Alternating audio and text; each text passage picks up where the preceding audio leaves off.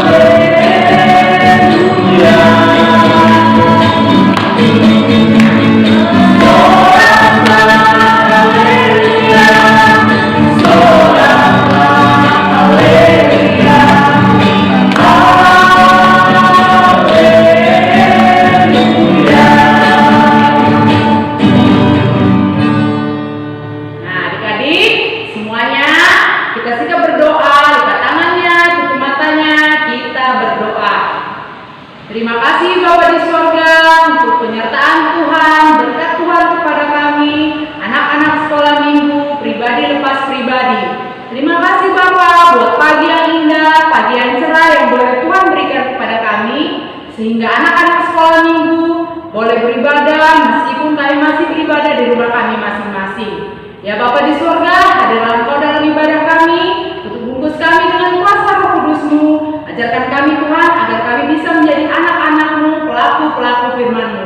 Terima kasih Tuhan Yesus yang hidup, dalam nama-Mu yang kudus kami telah berdoa dan mengucap syukur. Amin. Kita akan lanjut lagu kita. Tuhan Yesus itu deh cuma satu-satunya juru selamat kita, nggak ada yang lain. Tuhan Yesus. Kita akan bernyanyi Yesus itulah satu-satunya. Semangat ya. Boleh kita berdiri ya.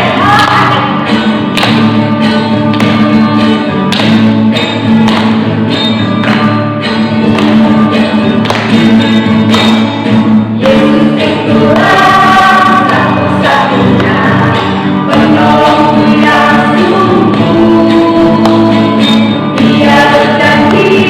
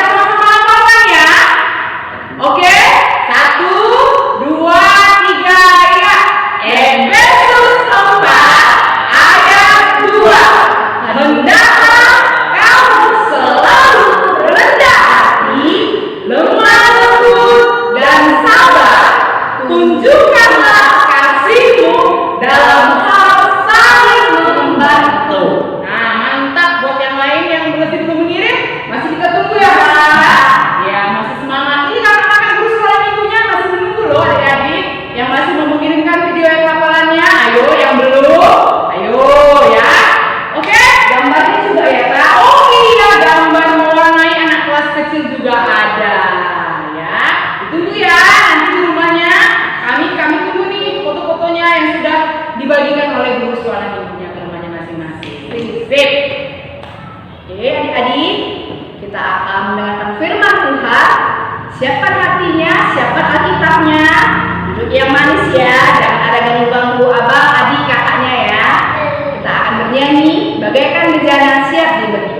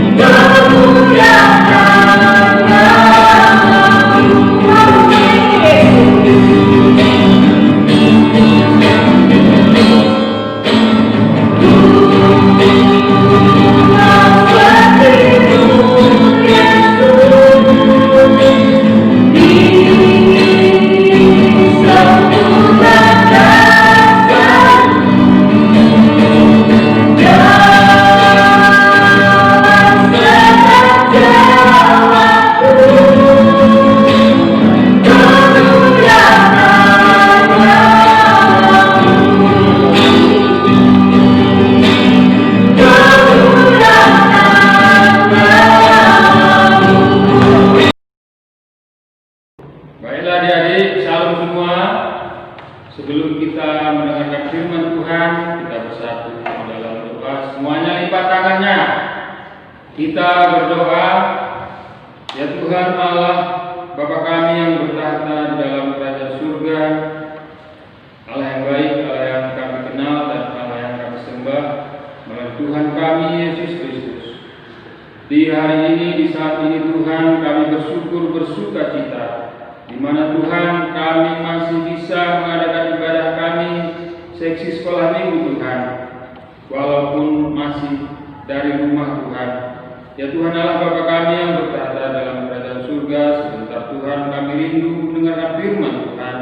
Ajari kami Tuhan pribadi lepas pribadi, berikan kami pengajaran yang baik, dan kiranya Roh Kudus Tuhanlah yang mengajari kami, agar kiranya firman-Mu ini bisa kami jadikan sebagai pelita di dalam kehidupan kami dan sebagai suluh di dalam kehidupan kami.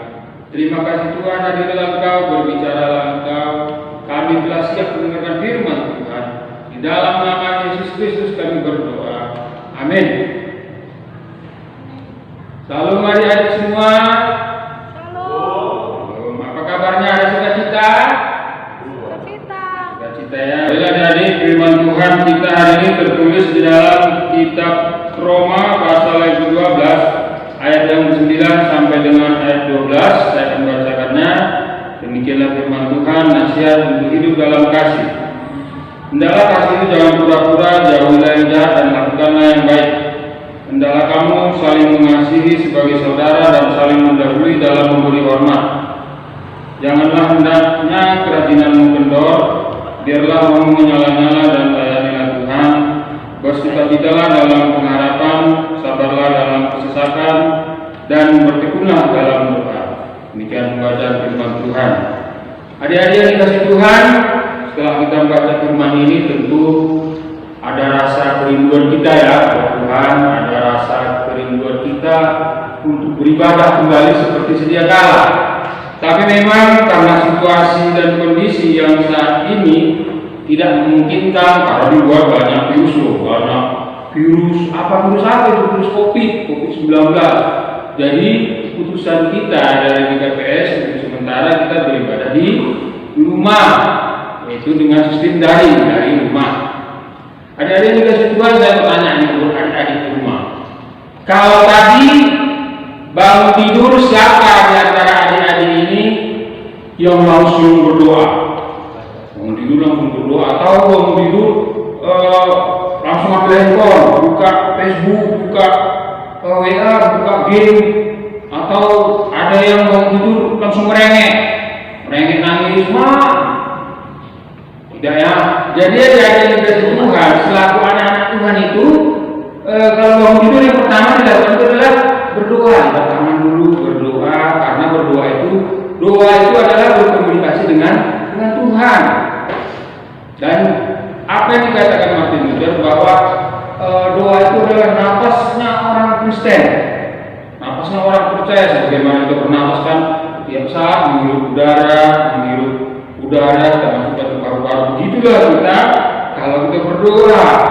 Itu artinya kalau adik-adik yang dikasih Tuhan mulai dari kecil ditanamkan bangun tidur, lipat tangan berdoa, baru kita laksanakan pekerjaan kita semua. Seperti pepatah mengatakan, ada pepatah orai tabura, berdoa sebelum bekerja. Doakanlah kerjamu adalah berdoa. Adik-adik dikasih Tuhan, saya juga mau tanya buat adik-adik. Di antara adik-adik ini siapa yang hari Minggu ini berulang tahun? Pasti ada ya. Atau berulang tahun dalam seminggu ini? Karena saya lihat di grup ada adik-adik kami yang kelas kecil yang berulang tahun. Jadi kalau adik-adik berulang tahun, kita kasih tahu supaya nanti gurunya mengucapkan selamat ulang tahun kepada adik-adik yang di rumah, atau teman-temannya mengucapkan selamat ulang tahun. Adik-adik dikasih Tuhan, kalau kita berulang tahun, tentu ada sukacita ya, tambah umur. Jadi kalau kita berulang tahun itu kan kita merayakannya, misalnya merayakan di rumah ataupun di gereja atau di mana, diundang teman, diundang guru, diundang famili, sanak saudara dan lain sebagainya.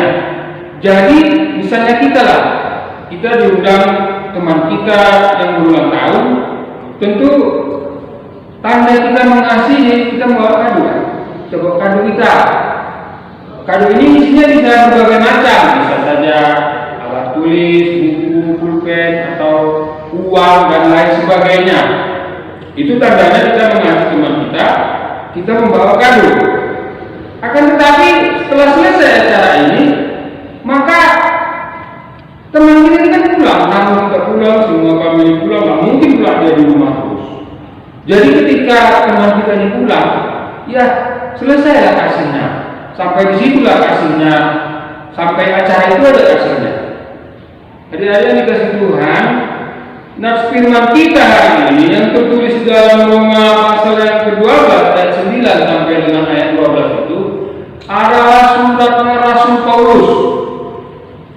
Ini adalah surat Rasul Paulus ditujukan kepada jemaat yang ada di Roma itu, di mana situasi keberadaan jemaat di Roma itu pada saat nats ini dituliskan sudah terkikis nilai-nilai kasihnya, sudah tidak hidup di dalam kasih, tidak mempedulikan orang lain, tidak peduli kepada orang tua, mementingkan diri sendiri, mementingkan ego sendiri.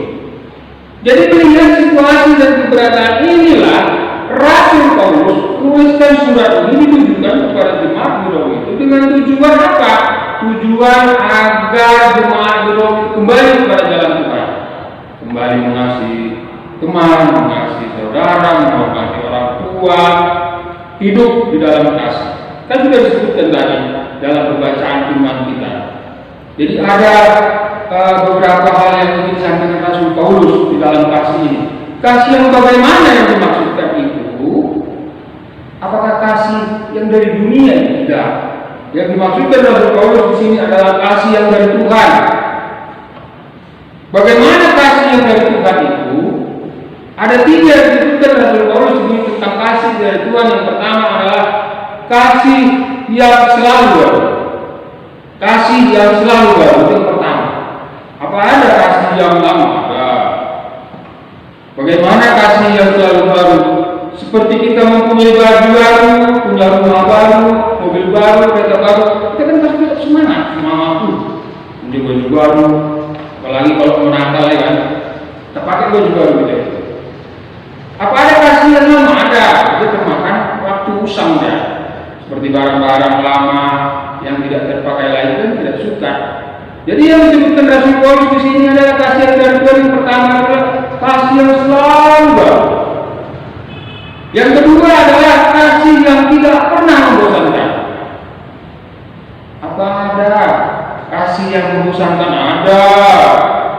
Banyak itu. Suami istri aja pun kalau kita lihat televisi ya kan, sudah kawin cerai, pisah, kawin lagi. Kenapa? Karena sudah bosan. Aku sudah bosan samamu.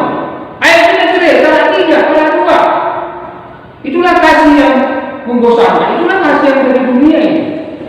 Tapi yang disebutkan oleh Allah melalui Rasul Paulus pada jemaat yang di Roma adalah kasih yang tidak pernah membosankan. Bagaimana kasih yang tidak membosankan?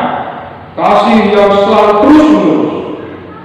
Kasih sepanjang masa, sepanjang hayat. Itulah kasih yang dari Tuhan. Yang ketiga adalah kasih yang tidak pernah kedaluarsa. Ada kasih yang kedaluarsa, ada dimakan rakyat ya. Kalau kita membeli makanan ya kan, dari makanan ke Indomaret atau ke Alfamidi, di situ kan misalnya beli susu, roti, krekes dan lain sebagainya. Di situ ditertera di ekspedit. Artinya masa berlaku dari makanan itu. Kalau kita makan makanan yang sudah kedaluarsa ini akan menimbulkan efek samping. Apa efek sampingnya? Bisa keracunan, bisa menimbulkan hal-hal yang lain. Jadi yang dimaksudkan Rasul Paulus di sini adalah kasih yang tidak pernah kedaluarsa, yang tidak dimakan oleh waktu. Adik-adik yang dikasih Tuhan, ada juga wujud nyata daripada kasih yang ingin disampaikan Rasul Paulus kepada jemaat Roma dan juga kepada kita semua dan kepada adik-adik semua yang ada di rumah. Yang pertama itu adalah tindakan kasih adalah merupakan ungkapan iman kita dan harus diwujud nyatakan dalam perilaku hidup kita sehari-hari. Artinya apa? Artinya setiap sikap kita, tutur kata kita, perilaku kita harus mencerminkan orang yang hidup dalam Tuhan. Harus dikaitkan hubungan dengan Tuhan Allah. Harus mencerminkan orang yang mengasihi. Kita ingat salib vertikal dan horizontal. Vertikal adalah hubungan kita kepada Tuhan Allah. Horizontal adalah hubungan kita dengan sesama manusia. Jadi kalau ada di antara kita atau adik-adik ngomong, aku mengasihi Tuhan, aku sungguh mengasihi Allah, tapi tidak mengasihi teman, tidak mengasihi sesama manusia, itu sama dengan bohong. Jadi kalau kita tanda mengasihi Tuhan Allah, yang pertama kita harus mengasihi sesama kita, baru kita mengasihi Tuhan Allah. Salib itu ada vertikal hubungan kita dengan Tuhan Allah ke atas dan sejajar hubungan kita dengan sesama manusia, dengan teman, dengan orang tua dan lain sebagainya. Adik-adik yang dikasihi Tuhan, yang kedua adalah tindakan kasih adalah merupakan ungkapan syukur kita kepada Tuhan. Karena Tuhan sudah terlebih dahulu mengasihi kita. Karena Tuhan sudah lebih dahulu menebus kita di kayu salib dengan darah. Ingat, kita ditebus itu bukan dengan emas dan permata, tapi dengan darahnya luar biasa, dengan nyawanya Dia memberikan darahnya, memberikan nyawanya untuk menebus dosa kita. Kalau kita kembali kepada penciptaan, manusia sudah mewarisi dosa-dosa. Semua manusia adalah berdosa, dan upah dosa adalah maut. Jadi, apa yang disebutkan Rasul Paulus itu adalah tindakan kasih itu adalah merupakan ungkapan syukur kita kepada Tuhan, karena kehidupan kita tidak bisa terlepas dari campur tangan Tuhan Allah. Artinya apa? Manusia itu berasal dari Allah dan hidup di dalam pemeliharaan Allah, dan akhirnya nanti akan kembali kepada Allah. Itulah siklus kehidupan manusia, sederhana. Manusia hidup dari campur tangan Allah dan nanti akan kembali kepada Sang Maha Pencipta. Enggak ada manusia yang kekal hidup selamanya. Semuanya akan kembali kepada Tuhan Sang Maha Pencipta. Ada lagi kasih Tuhan yang ketiga adalah tindakan kasih yang disebutkan Rasul Paulus di sini kepada jemaat di Roma itu adalah merupakan realisasi kesungguhan kita untuk memberikan segenap talenta yang ada pada kita. Saya lihat adik-adik sekolah minggu ini banyak yang punya talenta ya. Misalnya kayak si Daniel pandai marta gading, si Dwi pandai menonton, si Angel pandai bernyanyi. Jadi ungkapan syukur kita itu mari berikan talenta itu untuk kepada Tuhan, melayani Tuhan. Jangan pula nanti kalau ada acara di gereja, kalau nggak dibayar sekian saya nggak mau main, tidak ya. Kalau tidak dibayar sekian saya tidak mau tampil. Padahal Rasul Paulus di sini Tuhan Allah mengingatkan kepada jemaat Roma itu melalui Rasul Paulus bahwasanya kita harus memberikan talenta kita itu kepada Tuhan. Karena sudah saya sebutkan tadi di bagian kedua bahwasanya hidup kita ini tidak bisa terlepas dari campur tangan Tuhan Allah. Jadi tidak seperti ilustrasi tadi ya. Kalau ilustrasi tadi kan dalam ilustrasi ulang tahun tadi kan sudah diterangkan kita ulang tahun, kita undang teman, dia bawa kado, ulang selesai acara, ulang teman kita selesai kasih sampai di situ lah. Tapi yang dimaksudkan Rasul Paulus di sini bahwasanya kasih itu adalah kasih yang selalu baru, tidak membosankan, kasih yang tidak pernah kadaluarsa. Itulah yang disebutkan Rasul Paulus pada nats firman kita hari ini. Aja dikasih Tuhan, satu hal yang harus kita ingat, satu hal yang harus kita garis bawahi bahwasanya kasih itu akan menemukan wujud nyatanya ketika kita memperlakukan orang lain sebagai anggota keluarga kita sendiri. Dan memperlakukan orang lain itu seperti anggota bagian anggota keluarga kita. Misalnya kalau ada orang menyumbang, kita lakukan seperti adik kita, anak kita. Disitulah kasih itu akan menemukan wujud nyatanya.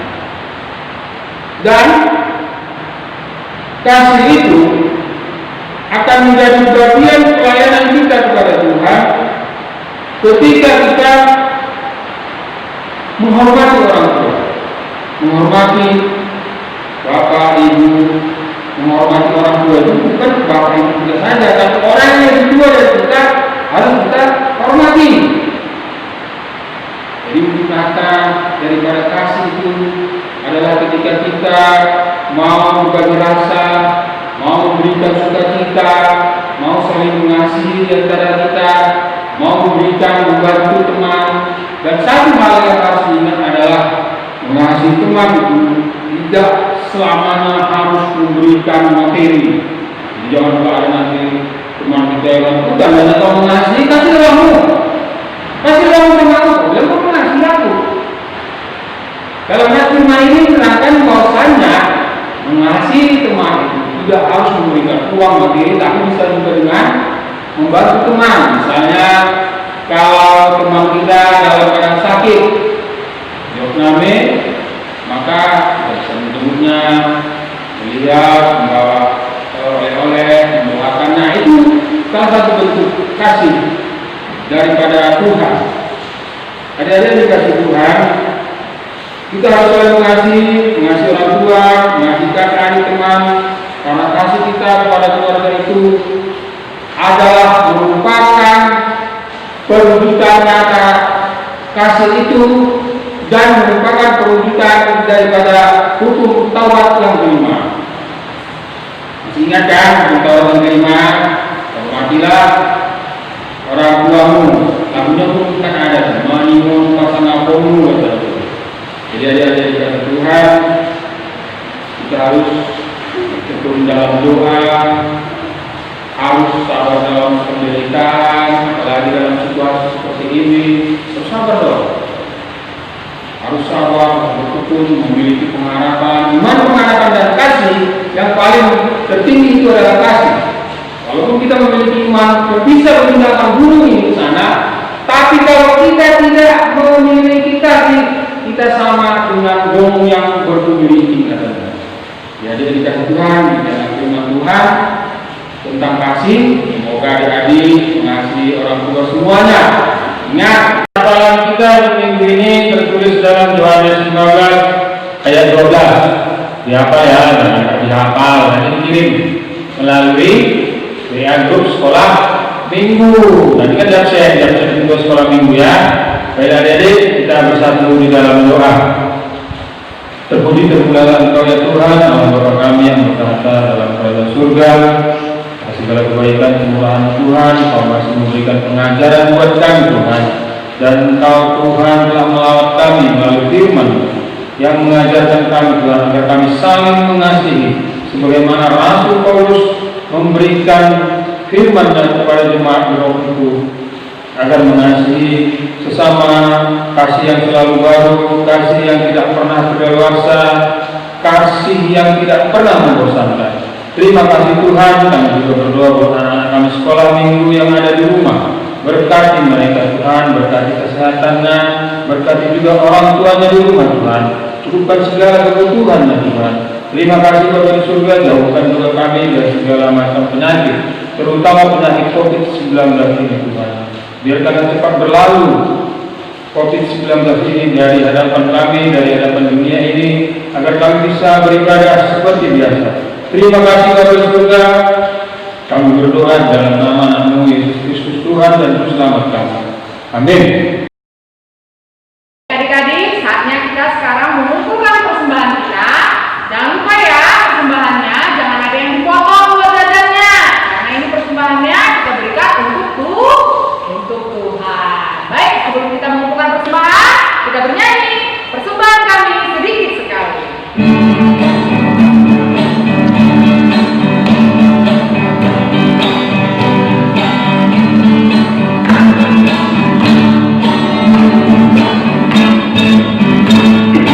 Persembahan kami sedikit sekali, kiranya Tuhan terima dengan senang hati. Persembahan kami sedikit sekali, kiranya Tuhan terima dengan senang hati.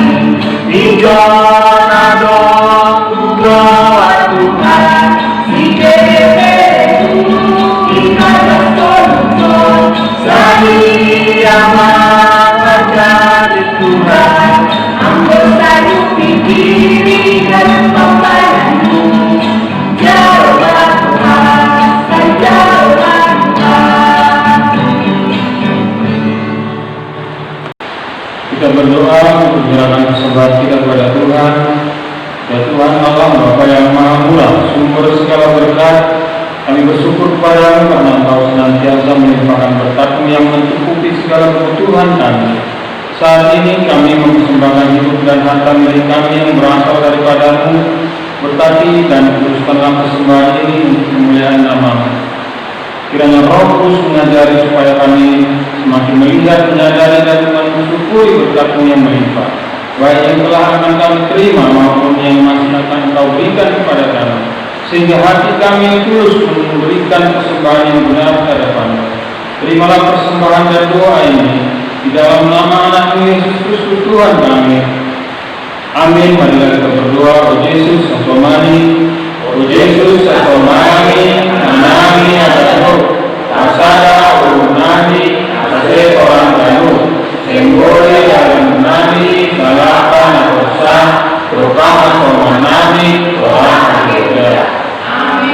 terimalah berkat dari Tuhan Allah, kasih karunia dari Tuhan kita Yesus Kristus dan dari Allah Bapa, serta persekutuan Roh Kudus yang menyertai kita dari sekarang sampai selama-lamanya.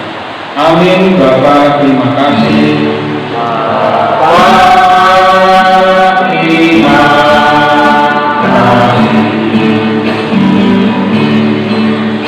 Bapa, terima kasih.